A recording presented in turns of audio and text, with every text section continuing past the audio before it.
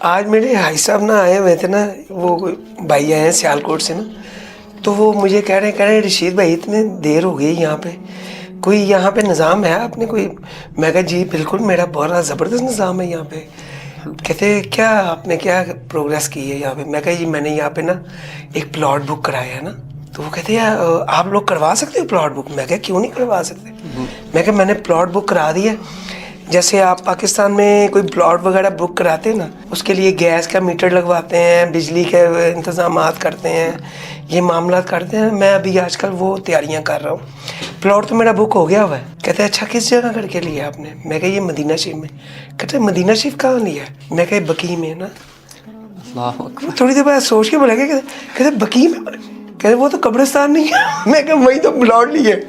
میں کہا جیسے آپ دنیا داری کے پلاٹ وغیرہ لیتے ہیں تو اس کے یہ معاملات کرتے ہیں نا، تو میں کہا یہ جو پلاٹ میں نے بک کروایا نا، ریکویسٹ ہے نا اللہ تعالیٰ سے، ہم کچھ بھی مانگے اسے، بے شک وہ دینے والی عطا کرنے والا ایک ہستی ہے، وہ کر دے گی۔ مدینہ میں موت آئے میرا یقین ہے ہاں۔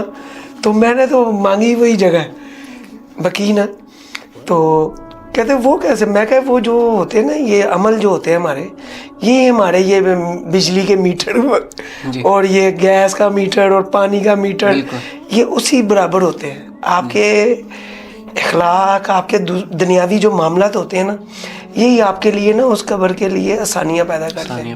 تو میں نے کہا میں نے پلاٹ تو لے لیا، اب اس کے معاملات باقی بھی تو پورے کرنے ہیں نا۔ اللہ اکبر، بالکل۔